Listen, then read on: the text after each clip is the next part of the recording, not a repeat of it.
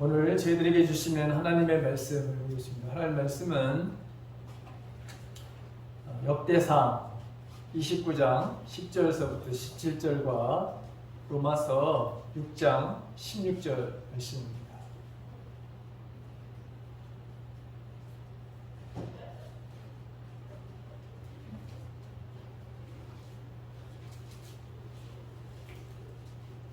구약성서 654쪽 정도가 됩니다.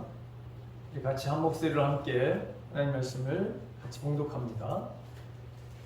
다윗이 온 회중 앞에서 여호와를 송축하여 이르되 우리 조상 이스라엘의 하나님 여호와여, 주는 영원부터 영원까지 송축을 받으시옵소서. 여호와여, 위대하심과 권능과 영광과 승리와 위엄이 다 주께 속하였사오니 천지에 있는 것이 다 주의 것이로소이다. 여호와여, 주권도 주께 속하였사오니 주는 높으사 만물의 먹이심입니다. 부와 비가 주께로 말미암고 또 주는 만물의 주제가 되사 손에 근사와 능력이 있사오니 모든 사람을 흑게 하심과 강하게 하심이 주의 손에 있나이다. 우리 하나님이여, 이제 우리가 주께 감사하오며 주의 영화로운 이름을 찬양하나이다. 나와 내 백성이 무엇이기에 이처럼 즐거운 마음으로 들으심이 있었나이까. 모든 것이 주께로 말미암았사오니 우리가 주의 손에 하는 것으로 주께 드렸을 뿐입니다.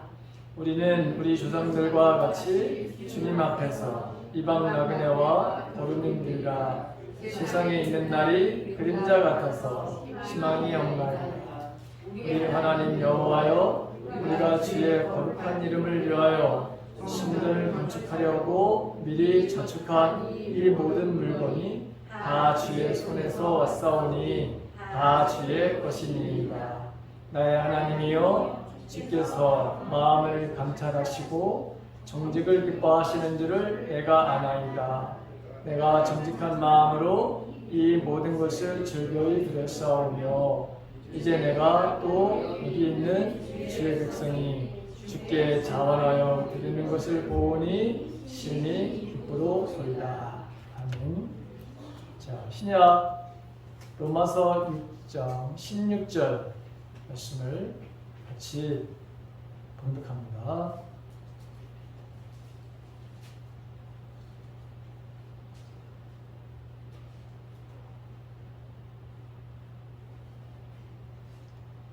같이 시작.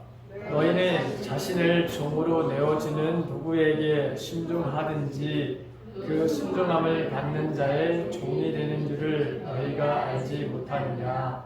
혹은 죄의 종으로 사망에 이르고 혹은 순종의 종으로 의에 이르느니라.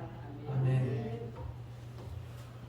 오늘은 일본으로부터 해방된 지 77주년이 되는 광복 기념주일입니다. 우리는 36년 동안이나 일본의 식민지로 살았던 민족이었습니다. 36년간 주권을 빼앗기고 온갖 수모와 억압과 착취의 삶을 우리 조상들은 살아냈습니다. 국가를 인정받기 위해서는 세 가지의 기본 요소가 필요합니다. 그것이 첫 번째는 바로 주권이라고 하는 것이고, 두 번째는 백성입니다. 그 다음에 땅입니다. 자, 이 나라는 땅도 있었고 백성도 있었습니다. 그런데 주권을 일본에게 빼앗기고 말았습니다. 조선 총독부라고 하는 것이 이 나라의 모든 입법과 사법과 행정의 모든 권한을 쥐고 아예 이 민족을 이 세상에서 없애버리려고까지도 했습니다. 우리에게는 진정한 자유가 없었습니다. 주권을 빼앗긴 이 나라의 이 아픔 속에서 이것을 되찾으려고 하는 열망으로 수많은 사람들이 피를 흘렸던 것을 우리는 기억합니다. 그들의 피 흘림과 또 이 민족의 강복을 위해서 기도했던 그분들의 그 간절한 기도였는지는 모르지만 분명히 하나님께서는 들으신 하나님이라고 했고, 또 찾는 자들에게, 구하는 자들에게, 문을 두드리는 자에게 열릴 것이라고 했는데, 정말 우리에게 은혜로 광복이 주어진 것을 보게 됩니다. 1945년 8월 10일 해방이 되었지만 여러분 그 기쁨은 16일에 있었다고 합니다. 8월 15일 날 12시에 일본 천황이라는 사람이 항복 선언을 했어요. 근데 여러분 항복 선언을 했는데 그것이 항복 선언인지 알아듣는 사람이 아무도 없었어요. 그만큼 그들이 그 항복하는 거를 이게 마음에 여러분 들지 않았던 거죠. 그렇지, 자기들은 황실 용어를 써버렸고, 그래서 이 발표를 하긴 했어요. 12시에 충대한 발표를 했는데 도대체 이게 뭐냐. 그래서 아무도 여러분 그날이 우리가 해방됐다는 사람, 그걸 인정하는 사람이 아무도 없었어요. 그런데 16일 날 8월 16일 날 서대문 형무소에 문이 열렸어요. 거기서 석방된다는 소식을 듣고 가족들이 몰려들은 거예요. 그리고 거기에 애국지사들이 갇혀 있었어요. 그래서 그들의 그 풀려남을 보기 위해서 사람들이 모여든 거예요. 근데 정말 철장문이 열리고 그분들이 여러분 나온 거예요. 그러면 사람들이 진짜 우리에게 뭔가 이 일이 벌어졌구나라고 하는 것을 알게 된 거예요. 그때 하는 거예요. 16일. 그래서 모든 그 선교사님들이라든가 아니면은 그 옛날에 우리나라에 가서 대사였던 그 부인들도 역사 기록에 15일 날은 조용했다는 거예요. 아무도 광복이 됐다고 하는 것을, 일본이 무조건 항복했다는 것을 알지 못했다는 거예요. 심지어 말해 여러분, 지금 조선 총독부도 이렇게 몰랐다는 거예요. 네. 자, 저는 오늘 이 광복절을 기념주일날 여러분들에게 주권에 대한 이야기를 하려고 하고 자유에 대한 이야기를 하려고 합니다. 대한민국 말하 여러분 주권은 국민에게 있다. 국민으로부터 나온다. 이렇게 여러분 되어 있죠. 자, 정말 믿음의 사람들에게, 우리들에게 진정한 여러분 주인은 누구이냐? 내가 주인이냐? 아니면 하나님이 주인이냐? 나에게 진정한 여러분 자유가 있느냐? 나는 지금 예수 그리스도를 믿고 내가 자유민주주의에 살고 있으면서도 진짜 나는 자유의 인생을 살고 있느냐? 근데 여러분 이 자유의 인생을 살지 못하는 사람들이 의외로 많다는 거예요. 뭔가 묶여져 있어서 두려움과 걱정과 근심, 내일에 대한 염려. 그래서 진정 하나님 우리들에게 주시는 것이 자유인데 그 자유의 삶을 누리지 못하고 또 내가 주인인 그런 삶을 살아가는 사람들이 너무나도 많은 것이죠. 그래서 저는 오늘 주권이 과연 누구에게 있느냐, 그리고 진정한 그 주권을 인정하는 가운데 우리는 자유의 삶을 누리며 살고 있느냐라고 하는 것이죠. 자, 하나님의 사람들을 이야기하라면 어떤 특징이 있느냐? 그럼 여러 가지 이야기를 할 거예요. 그런데 무엇보다도 여러분 하나님의 사람들 특징, 그 눈에 뜨는 것은 하나님의 절대 주권을 인정하느냐. 하나님이 나의 왕, 나의 구세주, 나의 바로 주인이냐라고 하는 것은 내가 바로 인정하느냐라고 하는 것이죠. 오늘 29장, 역대상 29장 11절과 12절에 있는 말씀을 보게 되면 여호와여, 여호와는 위대하시고 능력이 많으시고 영광과 승리와 위엄이 주의 손에 있습니다. 하늘과 땅의 모든 것이 주의 것이고 나라도 주의 것입니다. 여호와여, 주는 모든 것을 다스리시는 분이십니다. 부와 존귀가 주님께로부터 오고 주님께서 만물을 다스리시면서 주님의 손에 권세와 능력이 있으시니 사람이 위대하고 강하게 되는 것도 주님의 손에 달렸습니다. 제가 세 번역으로 여러분 읽은 거예요. 자, 이렇게 모든 것이, 모든 주권이, 모든 것이 하나님 앞에 있다라고 하는 고백을 하는 이 다윗이 정말 믿음의 발을 얻은 사람이었던 것을 보게 되죠. 그 특징을 우리들에게 그대로 보여주고 있습니다. 그렇다면 다윗만 그런 바로 여러분 하나님의 사람의 특징을 보여줬을까요? 모든 것이 주권이 바로 나에게 있지 아니하고 하나님 앞에 있다고 인정하는 삶을 살았던 거예요? 아닙니다. 믿음의 삶을 살았던 사람들은 한결같이 모든 주권이, 내가 주인이 아니라 주님이 주인이고 주님이 왕이시다고 하는 것을 인정하면서 살았습니다.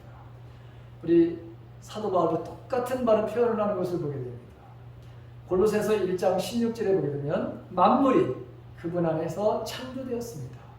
하늘에 있는 것들과 땅에 있는 것들, 보이는 것들과 보이지 않는 것들, 왕권이나 주권이나 권력이나 권세나 할 것 없이 모든 것이 그분으로 말미암아 창조되었고 그분을 위해서 창조되었습니다.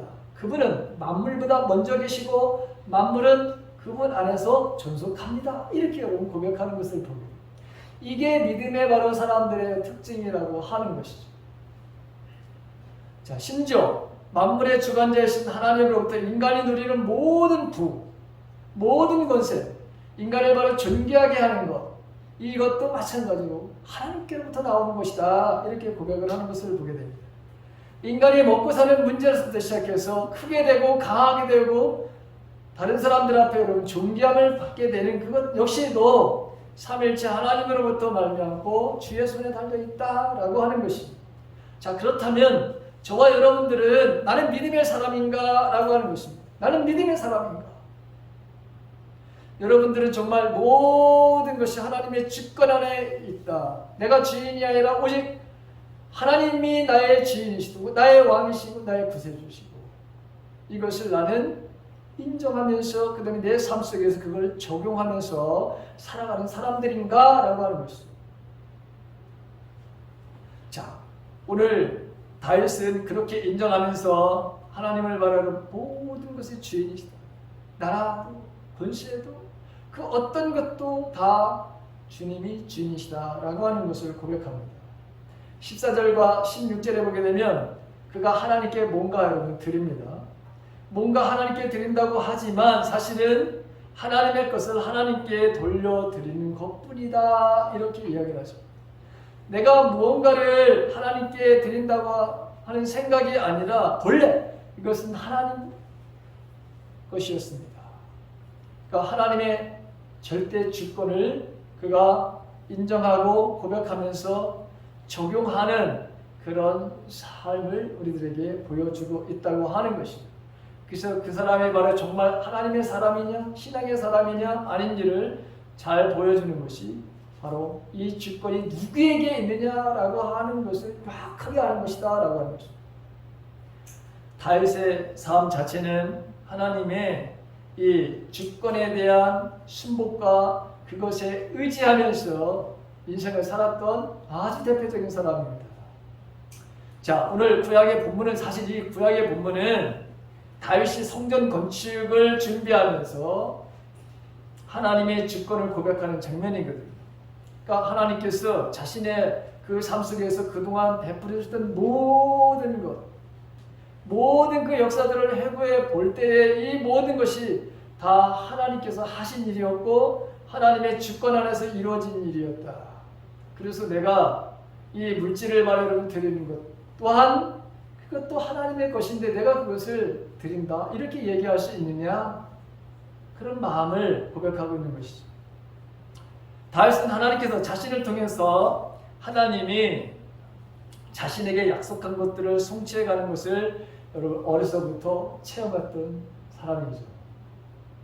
다윗은 여호와 하나님을 가리켜서 그래서 세상의 절대 주권자임을 그가 고백합니다. 여러분 이 절대 주권이라고 하는 것이 어떤 의미입니까? 그 말 그대로 하나님은 만물에 대해서 절대적인 지배권을 가지고 있고 그걸 행사하시는 분이다 라고 하는 것입니다. 다른 말로 말하면 하나님이 왕이시다라고 하는 거예요. 하나님이 주인이시다라고 하는 것입니다.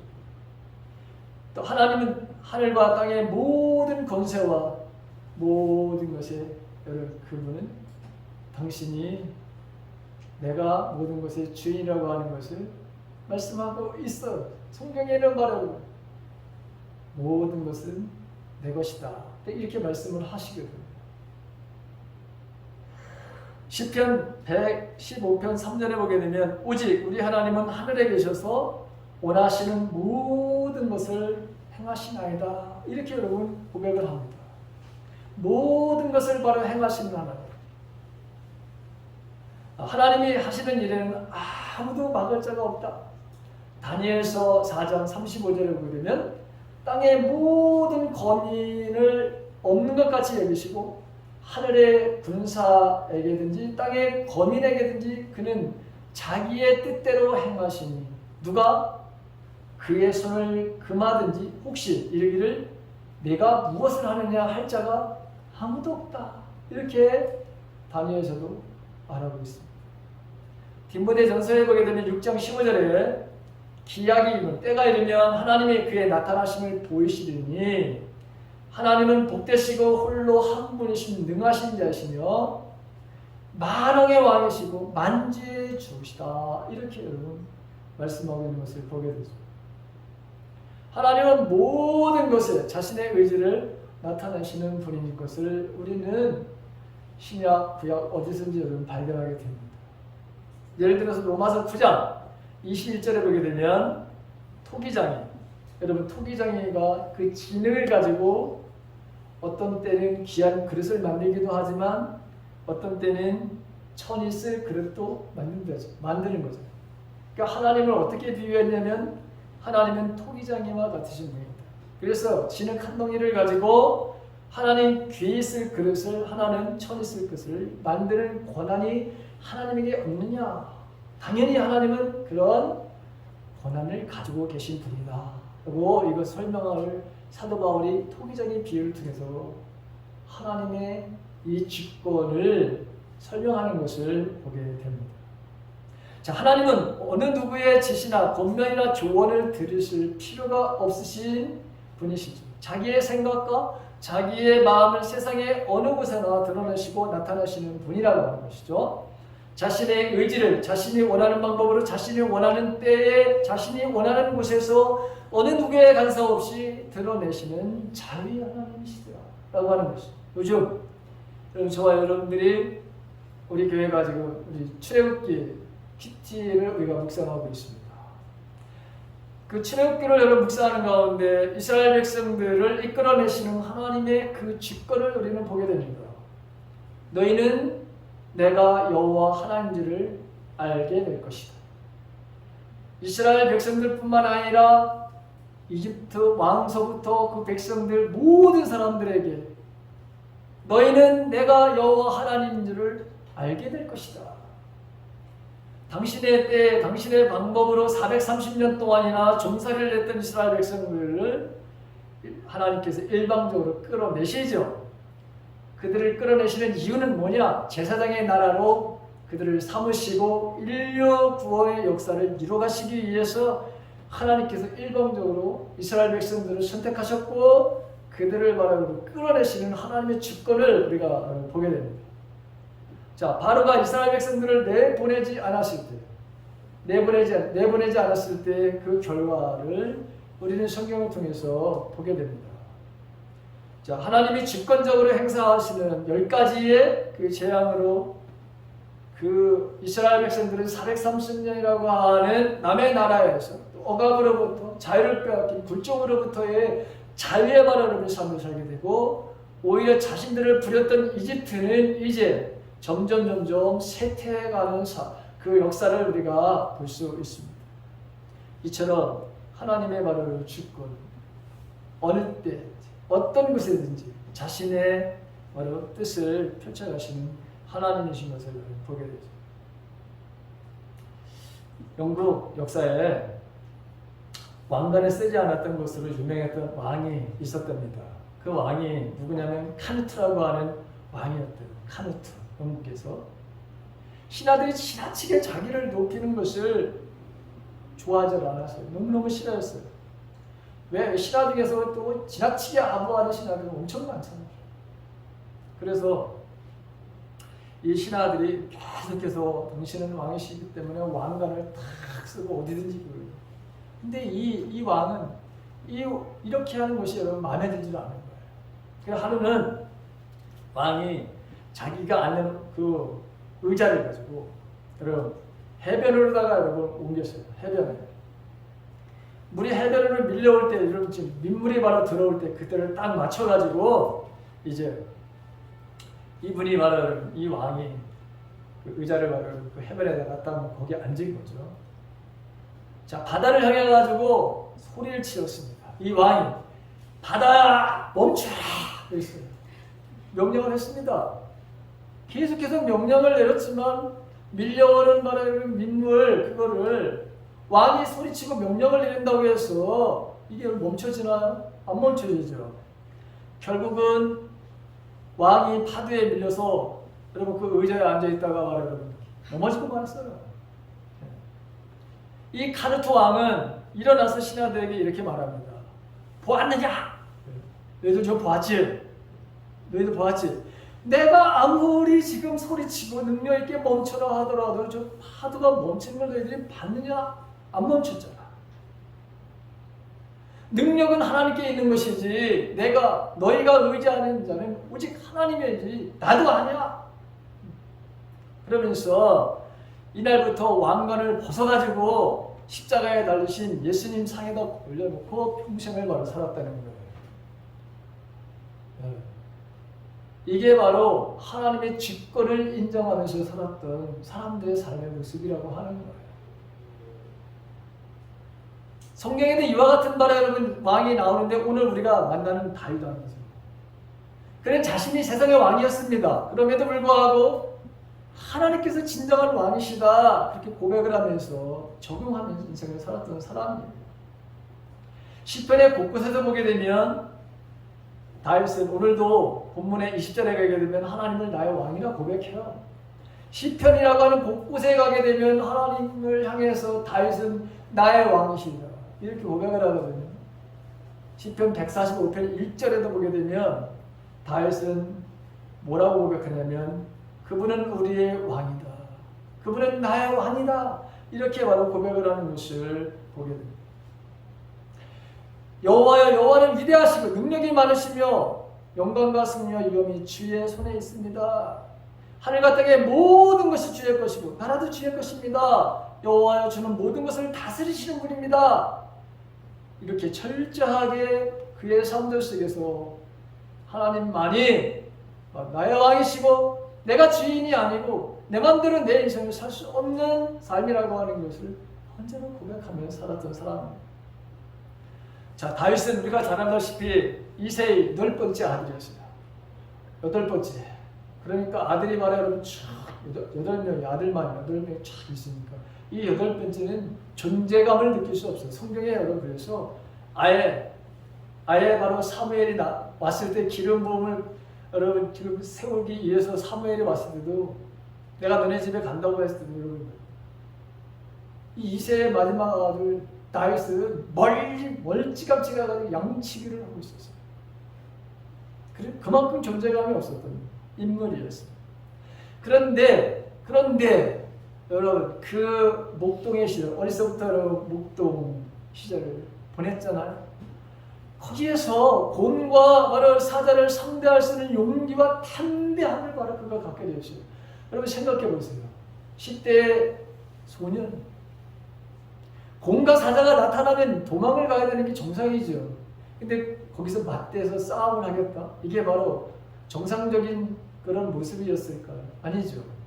왜 그런 바로 그 곰과 사자가 있는 자기 바로 양을 물어가고 있는 그 곰과 사자를 어떻게 여러분 달려들어서 그 입에 물고 있는 그걸 바로 빼앗는 바람의 일들을 어떻게 할 수 있느냐는 거예요. 하나님께서 그에게 그런 용기를 주셨지 않았더라면 그런 담대함을 그에게 주셨지 않으면 그 소년이 무슨 수로 가가지고 여러분 그 곰과 사자를 상대하는 싸움을 싸웠겠습니까? 그러니까 하나님의 임재를 언제나 그는 채웠던 거예요. 그래서 그게 가능했던 거예요. 자, 또 우리가 다윗은 어린 나이에 기름 부음을 받았어요. 왕으로다가 세움을 받았어요. 그럼에도 한 번도 그가 왕의 자리를 탐내 본 적이 없어요. 자기를 미워하고 자기를 죽이려고 하는 사울왕을 죽이고 왕이 될 수 있는 기회가 많았지만 절대로 그렇게 하지 않았습니다. 얼마나 자기를 바로 죽이려고 하는 사람, 이 사울 왕을 피해 다니면서 인생을 살았는지 정말 고달픈 인생을 살았어요. 그냥 왕을 죽였으면 바로 편하게 도망 다니지 않을 수도 있었어요. 그 다음에 자기 부하들이 왜 사울왕을 죽이지 않았나? 왜 이렇게 좋은 기회를 주는데도 불구하고 왜 당신은 저 사울왕을 왜 죽이지 않느냐라고 했을 때 다윗이 사울왕은 비록 악한 일을 지금 하는 그런 모습을 보이지만 누가 세운 왕이라고 생각했던 거예요? 하나님이 세우셨어. 그렇다면 하나님이 세우셨으니까 하나님이 알아서 하시는 거야. 그게 바로 하나님의 직권을 바로 인정했던 것이죠. 얼마나 괴로웠을까요? 얼마나 힘들었을까요? 다른 사람들을 설득해야 되는 일들도. 근데 본인은 바로 그렇게 자기를 죽이려고 정예부대를 데리고 자기를 추격하는 그 삶을 피해서 산다고 하는 것이 얼마나 여러분 괴롭고 얼마나 힘들었어요. 그래서 나중에 여러분 보십시오. 미친 척도 합니다. 제정신인대로 미친 척해서 다른 나라에가. 그래서 거기에서도 수모와 창피를 당하고 모욕을 당하는 바람 이런 일도 당했습니다. 그런데 항상 왕이신 하나님, 나의 왕이신 하나님을 그가 기억하면서 그는 하나님의 주권을 인정하면서 살았던 삶이죠. 다윗이 양들을 돌보는 목자로 있으면 여러분 거기서 나보다도 더 큰 목자 되시는 주님을 만나요. 자신이 뭐예요? 군대 그 17살, 17세 정도 될 뿐이 아닌 이 골리앗과의 바로 싸움을 하는 그런 가운데서 나는 만군의 여호와 하나님을 이름으로 나는 출전한다. 이렇게 여러분 고백을 해요. 내 힘으로 내 능력으로 하는 게 아니라 만군의 여호와의 이름으로 나는 너에게 내가 간다. 이렇게 그가 사무엘상 17장 45절에서 기록하고 있어요. 그 다음에 다윗이 왕이 되었을 때는 자기보다도 더 높으신 하나님, 그 하나님을 바로 그가 고백을 하죠. 그래서 왕이신 나의 하나님이여 내가 주를 높이고 영원히 주의 이름을 송축할 것입니다. 이런 표현을 곳곳에서 그가 고백하고 그런 인생의 삶을 살았다고 하는 것입니다. 다윗이 이렇게 철저하게 하나님의 직권을 인정하고 사니까 정말 하나님은 그를 위대한 왕으로 만드시는 것을 보게 됩니다. 위대한 왕으로 만드는 그런 왜 존귀함이 바로 어디서부터 온다? 하나님부터 온다는 것을 알았어요. 자신을 낮추고 자기를 바로 겸비하게 하니 하나님이 그를 바로 높여주신 거죠. 다른 나라들이 조공을 바쳐야 되는 이런 일이 벌어지게 되고 이 영토가 바로 확장되어지게 되고 무역이 바로 번성하게 되고 그 다른 나라가 이 이스라엘 민족을 두려워해 가지고 자기들이 알아서 조공을 바치는 이런 일들이 벌어지게 이게 하나님께서 하신 일이라고 하는 것이죠. 이게 하나님의 이렇게 모든 것들을 이루어주셨다고 그가 고백을 하는 것을 우리는 보게 됩니다. 여러분 전도할 때 예전에 저도 여러분 사역한 적이 있었거든요. 사역이라고 하는 요만한 주황색인가 노란색으로 된 거, 이 책 있잖아요. 우리가 믿음으로 살려고 할 때에 제일 먼저 결정해야 될 것이 있다. 바로 우리 인생에 누가 주인이냐. 그래서 그 의자 표시에 이렇게 여기 의자에 내가 있느냐 아니면 주님이 이 의자에 앉아 계시느냐. 누가 주인이냐라고 하는 것을 결정해야 된다. 그게 바로 사역리의 핵심 중에 바로 핵심이죠. 우리가 마태복음을 보게 되면 마태복음은 누가 왕이냐, 진정한 누가 왕이냐에 대한 여러분 이야기를 하려고 쓰는 것이 바로 마태복음입니다. 그 당시에 헤롯 대왕이 이스라엘 민족을 바로 여러분 다스리고 있었어요. 유대의 바로 여러분 총독으로 다스리고 있었잖아요. 왕으로 다스리고 있었어요. 로마의 바로 여러분 그 허락을 맡아서 하고 있지만 어쨌든 바로 헤롯 대왕이 바로 여러분 그래서 왕이에요. 그런데 어느 날 갑자기 동방에서 어떤 박사들이 나타났는데 우리가 이 땅의 왕으로 태어나신 그분을 우리가 보러 왔다. 이런 얘기를 하니까 온 예루살렘이 말하여 혼란에 빠지게 된 거죠. 왜? 아니 우리를 다스리는 왕이 지금 여기 있는데 우리 눈앞에 저 헤롯 대왕이 있는데 아니 어느 날 갑자기 동방에서 왔다고 하는 저 사람들이 이 땅에 진정한 왕이 태어났다고 해서 그 왕에게 우리가 경배하러 왔다고 하니 당연히 소란이 일어날 수밖에 없었죠.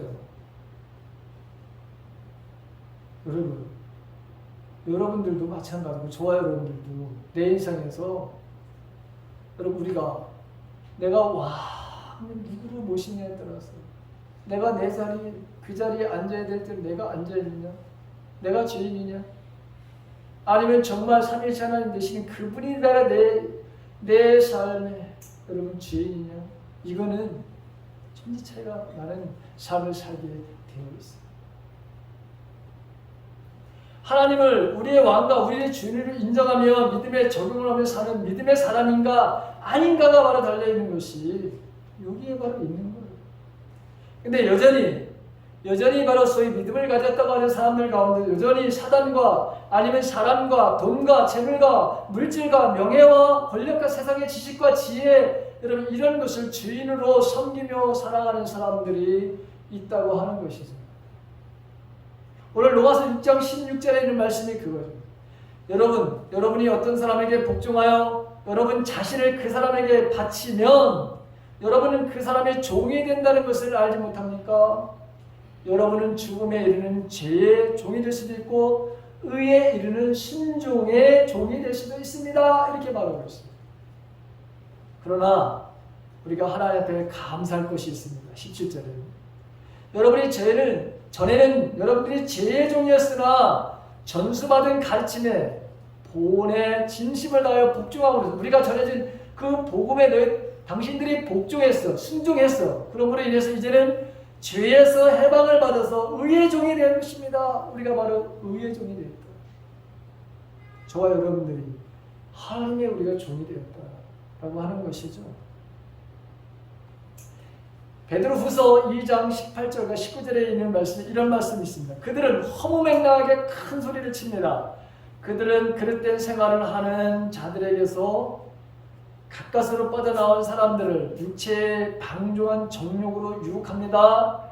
그들은 사람들에게 자유를 약속하지만 자기들은 타락한 종이 되었습니다. 누구든지 진 사람은 이긴 사람의 종노릇을 하게 되는 것입니다. 그래서 여기서 여러분 허무맹랑하게 큰 소리를 치는 사람들, 율법주의자들 있어요. 유대인들 중에서, 그리고 여러분 우리를 속이는 사단일 수도 있어요. 우리는 지게 되면 누구든지 진 사람의 말을 종노릇을 하게 되어 있습니다. 자, 원수, 우리가 여기는 말을 사단이라고 하는, 항상 그들은 열린 문으로 들어와요. 틈으로 다 들어오는 거예요. 사단은 언제나 합법적인 열린 문을 통해서 여러분 들어와서 우리를 종으로 삼는 거예요. 그리고 여러분 자기가 주인이 되는 거예요. 보세요. 사단은 우는 사자와 같이 먹잇감을 찾으러 다닌다, 이렇게 표현하고 있죠. 여러분 사자들도 동물들을 바로 사냥할 때 보게 되면 동물들을 바로 골라요. 무턱대고 여러분 달려들지 않아요. 여러분 동물의 왕국을 한번 보세요. 거기 보게 되면 사자들도 어떤 바로 동물을 사냥할 때 보게 되면 그 무리 중에서 약한 동물을 바로 여러분 살펴요. 병든 동물을 바로 살펴요. 이것도 저것도 아니면 반드시 그 무리에서 하나를 떼어 놓아요. 작전을 그렇게 써요. 하나를 떼어 놓고 그 하나를 집중적으로 공격을 해서 잡아먹어요. 사단이 마찬가지입니다. 우리에게 누가 하나님으로부터 떨어져 있는지를 바로 아는 거예요. 누가 틈새를 벌리고 있는지를 바로 사단은 아는 거예요. 그래서 여러분 우는 사자와 같이 바로 삼킬자를 두루 찾아다닌다는 표현을 그렇게 쓴 거예요. 여러분 우리가 하나님 앞에 우리 하나님의 그 주권을 바로 인정하지 않는 사람들의 삶 속에서 오는 것들이 뭐냐? 우리에게 언제나 하나님의 말씀에 대한 불순종으로 여러분 틈을 만들어 놓게 되어 있습니다. 자, 상대방을 이용해서 각자 자기의 이익을 챙기는 두 가지 주범이 있는데 그 중에 하나는 속임수라고 하는 거예요. 속임수. 하나님의 말씀에 순종하지 않는 자의 마음속에는 속임수라고 하는 어둠이 바로 여러분 찾아오게 되어 있어요. 야고보서 1장 22절에 있는 말씀입니다. 여기 이렇게 말 하나님께서 가르쳐 주신 대로 행하십시오 그랬어요. 하나님께서 가르쳐 주신 대로 행하십시오.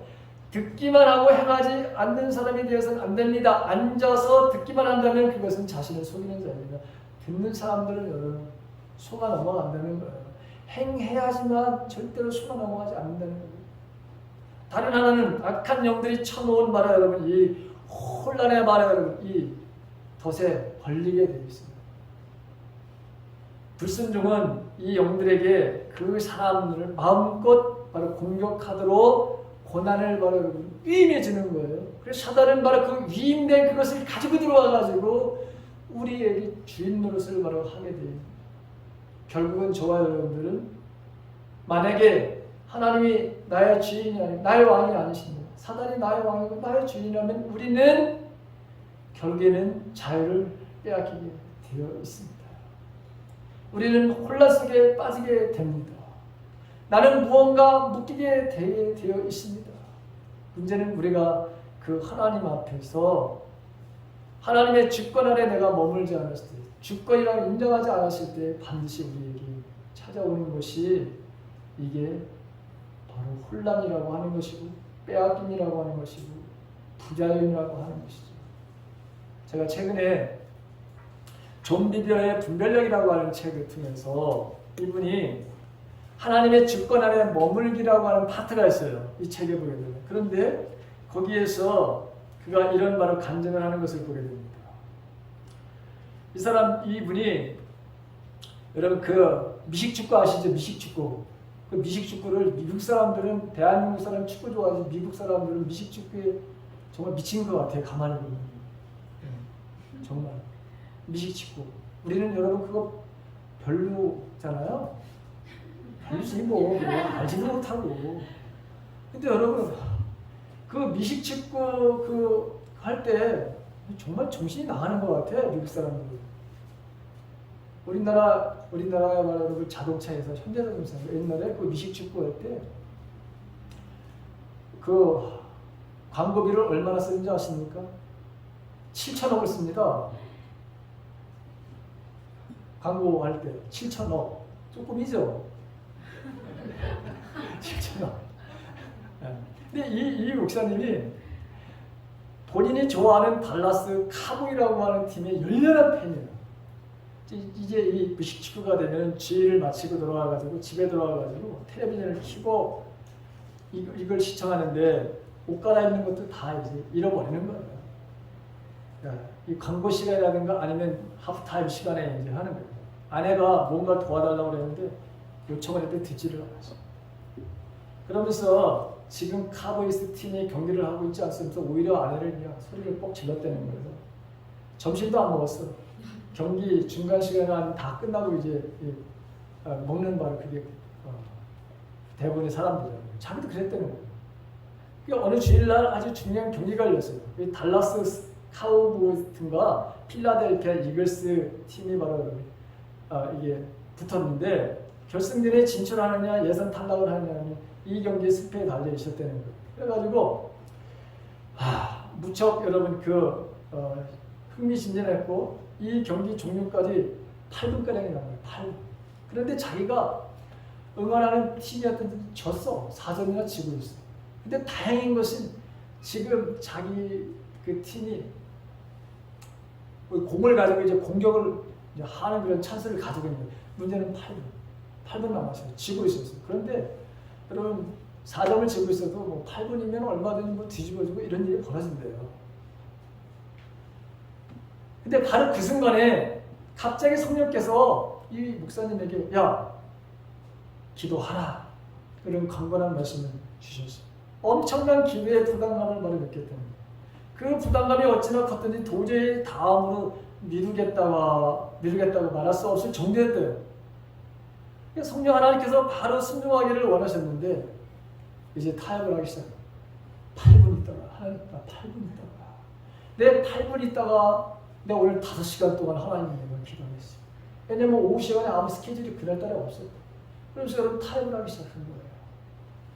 내가 8분만 지나고 나면 내가 5시간 동안이요. 하나님 내가 기도하겠습니다. 얼마나 멋져요, 여러분. 5시간 동안 기도한다니까. 그런데 막상 여러분 어떻게 했어요? 진짜 그렇게 하셔요. 다 끝나. 그러고서 막상 이제 자기가 들어가서 15분 동안이나 기도에 몰입하기 온갖 애를 썼는데 몸부림으로 끝나버렸어. 기도 시간이 메마르고 따분해지고 그 15분을 할 수가 없어. 기도를 해야 되겠다는 마음도 생기지 않고 긴박함이라든가 기도의 능력도 사라져 버렸어요. 그제서야 자기가 잘못된 판단을 내렸다고 하는 것을 깨닫기 시작했다는 거예요. 조금 있다가 몇 분 더 헤맸어요. 그런데 그때 주님이 이 목사님에게 이렇게 말씀을 하시더라는 겁니다.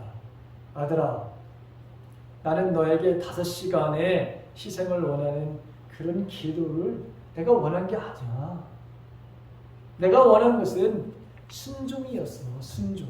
그 시간에 엎드려서 네가 8분이라고 하는 네가 소중하게 생각하고 네가 꼭 봐야 되겠다고 하는 그것에 대해서 네가 과연 나를 주인으로 나를 절대적인 말을 내가 주권을 가지고 있다고 하는 것을 네가 인정하는 걸 내가 보게 돼. 5시간에 10시간 아니 20시간 기도 그게 내가 바랐던 것이 아니야. 여러분 우리가 기억해야 합니다. 저와 여러분들이 기억해야 될 게 다른 모든 영역에서 열심히 순종한다고 해서 나머지 한 영역에서 불순종하는 것이 정당화되는 것은 결코 아니라고 하는 거예요.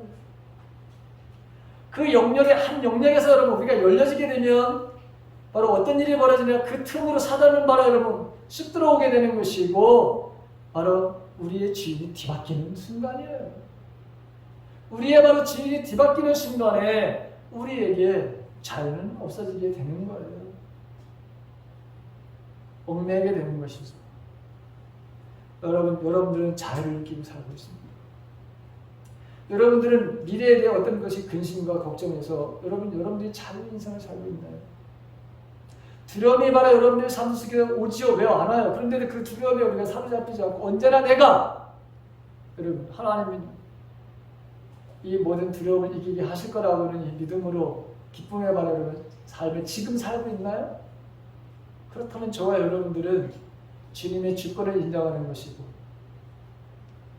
그렇지 않다면 만약에 내가 내 삶 속에서 언제나 내가 두려움에 사로잡히거나 내가 어떤 근심과 걱정에 사로잡히게 되는 것은 아직까지도 내가 하나님의 주권 앞에 그분이 나의 주인이고 왕이시다고 하는 것을 내가 아직까지 의심하는 것이고 아직까지 내가 하나님의 사람으로 온전한 삶을 살아내지 못하고 있다고 하는 것이죠. 여러분 다윗을 한번 보십시오. 다윗은 전쟁터에서도 1000만인이 나를 둘러치는 하늘 어마어마한 숫자죠. 여러분 거기 상징적인 거예요. 여러분 전쟁에 1000명만 나오겠습니까? 전쟁을 하게 되면 몇십만씩 붙고 몇만씩 붙는 거예요. 그렇죠? 그런데도 그 안에서 나는 안연한 나는 평강의 마음 나는 내 마음에 두려움이 없었다. 어떻게 이게 가능하냐 이거예요. 어떻게 10대 소년이 곰과 사자를 상대할 수 있고 어떻게 여러분 그 골리앗 전쟁터에서 붙고 어마어마한 나라 여러분 키와 어마어마한 나라 장비를 가지고 여러분 지금 꼼짝도 못하게 이스라엘 백성 전체를 지금 공포 속에 몰아넣는 바로 그 골리앗 앞에 나는 만군의 여호와 이름으로 내가 간다. 어떻게 이게 가능하냐? 모든 것이 하나님이 주권에 달려있다라고 하는 것이 이게 그의 삶을 지배하지 않았다라면 이게 가능한 것이 아니죠. 하나님의 주권을 인정하는 것, 하나님의 말씀에 대한 절대적인 복종입니다. 바로 순종에 있다고 하는 거예요. 순종의 삶으로 여러분 하나님이 나의 주인, 나의 왕으로 섬김, 그분이 바로 섬기는 많은 삶들을 살아가는 여러분 저와 여러분들이 되시길 간절히 바랍니다. 주의 영이 계신 곳에는 언제나 자유함이 있다고 했죠. 진리가 너희를 바로 자유케 하려고 했죠. 성령은 진리의 영이라고 하셨잖아요. 하나님의 말씀을 언제든지 우리를 바로 자유케 한다고 했어요. 여러분 주의 영이 있는 곳은 자유한 것이죠. 그래서 우리는 절대로 어떤 말에 우리를 억압하는 그래서 내가 자유를 빼앗기는 일이 없게 되는 거예요. 이렇게 중요한 거예요. 하나님이 바로 왕이시고 하나님 나의 주인이시라고 하는 걸 인정하며 산다고. 그렇게 해서 인생을 사는 사람들은 언제나 어떤 상황에서도 하나님이 명령할 때 순종할 수가 있고 그 순종하는 삶 속에서는 언제나 여러분 평화가 기쁨이 자유의 인생을 살 수 있다고 이 삶이 저와 여러분의 삶이 되시기를 주님의 이름으로 간절히 축원합니다. 아멘.